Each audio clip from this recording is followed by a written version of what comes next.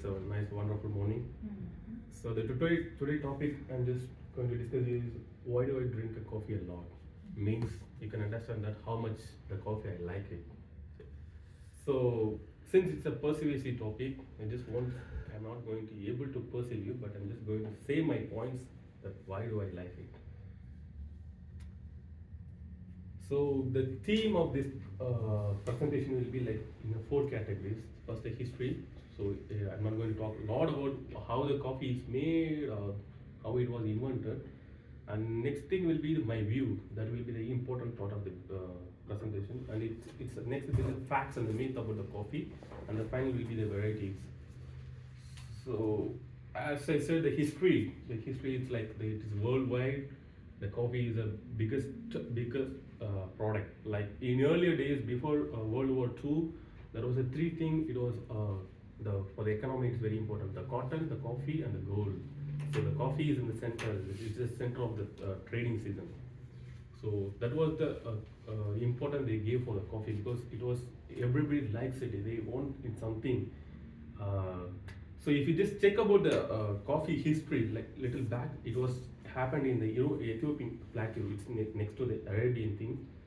And if you know about the story of coffee inventor, it will be a very fun thing. Like there was in 16th century, there was a person called Kaldi, and he was a shepherd, and he just was take his goat to a plateau, and he was just the goats are grazing it. And one fine day, he just checked that the goats were too active. They were jumping here and there, and they didn't sleep, and they didn't take even rest. And he got shocked. What happened? Why it's like that? The next day also it happened same thing. The next day, a few goats ran away from him. Like it was around 100, and there was only 30 in the cage, and the other 70 is not there. The next day it came back. Then it was happening. So he have to find out what's happening. So when he was find out there was a berries. The berries. The goat haven't eat anything. They just eat only the berries. So it goes there, and the goats eat there and just sleep. Then again it wake up and eat and sleep. So this was happening during night time. It was more active. So that's how the coffee has been invented into the world. So he took the berry and he made it as a commercial, and that's the story of the coffee. So coffee, actually everybody just say coffee is a caffeine, so it's an addiction for us. But actually my thought is it's not addiction. Addiction, what does it mean by addiction? It's something we are deep into that we cannot get over it. Like we can say like without coffee anybody can live, right? So that doesn't mean it's an addiction. This is caffeine is giving a boost energy. That's it. So that's a myth about the coffee that it's an addiction. No, it's not an addiction. It's according to me. So to make it more interesting, I just want to share you a story about the coffee.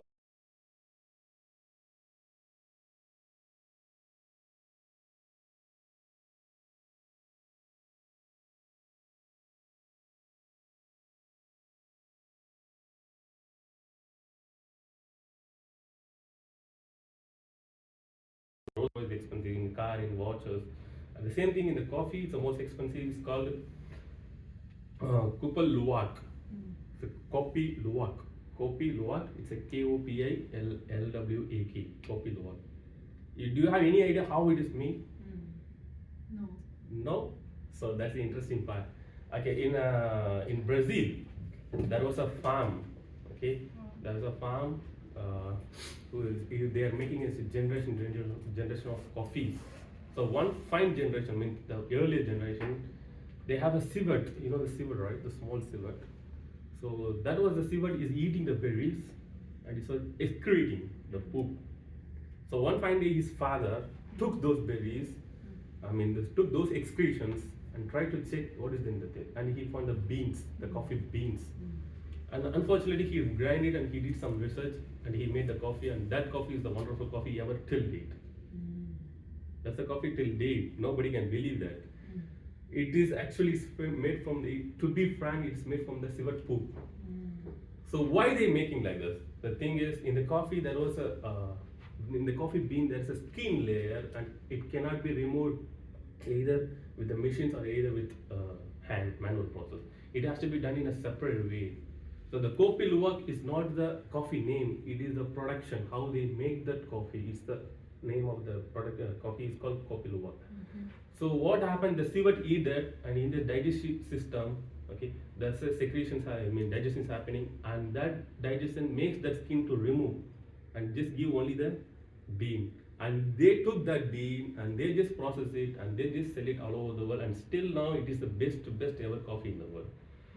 So this is the coffee which I drank in Dubai. When I was going for an exhibition for my personal things, I mean, there was a shop, and they say it is the most expensive coffee. You know how much is the dollar that the coffee luwak? It's per pound. It's around $4,000, $3,500 to $4,000 like per pound. So they say this is the coffee that was I tried.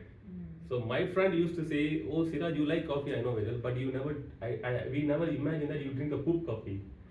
But actually, it's not like that.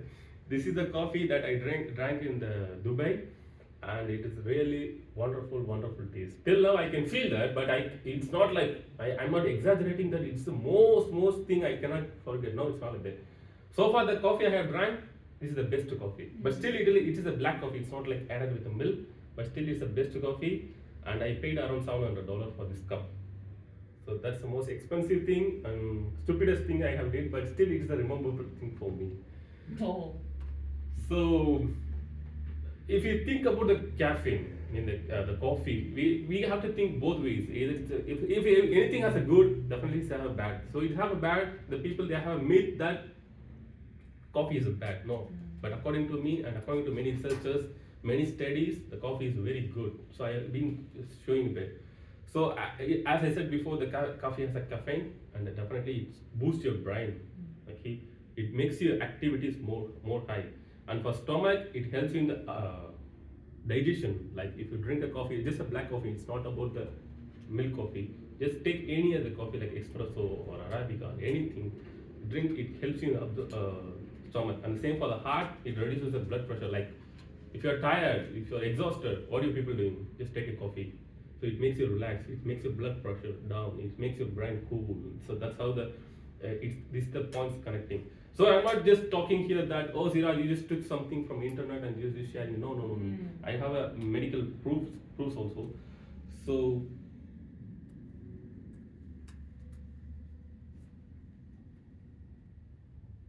this is the doctor. His name is Philip Abbey.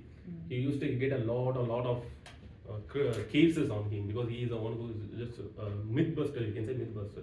So he has shared this thing in the Twitter that why he have to drink a coffee. That he just suggests, and according to the National Institute, they say at least you have to take a 300 milli of coffee a day, just a black coffee. It can be anything. It has to be extra. No, just you have to have tea. So just first again. So if you just go, he is the one who just shared an article that we have to drink at least 3 to 4 cups of a coffee a day. So like he say reduces the death, even it reduces the cost of death. Cost means like sometimes they have a heart disease related to the heart disease. No, it can reduce the like the thing. And many things due to the caffeine content, your livers. Actually, he's a liver doctor, so he's pointing out to the livers and the other parts. But he even added many things. I don't have to get too much because it's a big thing. But I just want to make sure that this coffee is not bad for health. Yeah, anything which goes beyond the limit is bad. But if you are under the limit, it's very good. So this is the point I have to make you sure. This is from the National Library of Medicine. It has been acknowledged by PubMed. So you people are nurse, so you know about the PubMed, right? The most people you take the papers from there. So they even acknowledge that the coffee, the caffeine which you drink, the mortality rate means the death happened. The people who drank coffee and the people who non-drinkers is that the people who drink lives longer. The people who is not drinking is living lesser. Like the people who like alcohol is non-alcohol. So I'm not comparing with alcohol, but just for statistics. So look here, for example, I just want to mention a point. Compared to non-drinking, those who drank 2 or more coffee, 60% reduce in the mortality risk. That's a point I have to mention here. So if you drink a coffee, you live longer. So that's it. And the facts and the myths, I just want to. Coffee is bad. No, it's not bad. It helps you, makes you active. And they say it makes you dehydrate. How it's happened dehydrate? Because you drink a coffee which is a, like, completely 99% is a liquid. So how you make it dehydrate? Definitely not liquid. Okay, dehydration, they mean to say like if you are active, if you drink a coffee, you will be more active. So after that, you will be working a lot. So that makes you dehydration. So that doesn't connect you with the coffee. No, that's because of the work you do. It's not about the coffee. Then again, it's addictive. As I said before, it's not addiction. It's up to you. You make yourself working. Even there was a story that it happened in the before World War II that Hitler used to supply coffee for his higher level people, like for his soldiers, they used to have some other injections, some other boosters, but for the top level management, he used to supply coffee, tons of coffee to make them active during all day, like 24/7. The people have to work with a high level of caffeine. So that's how the coffee impacted the world. And they say the dark roast coffee has some more caffeine. No, it's nothing like that. No, all the things have a caffeine, but it's have a limited level. It's up to the process how you're going to make it, like the dark roast or the mild or the medium. No, it's the caffeine is same for it. Only the taste differs.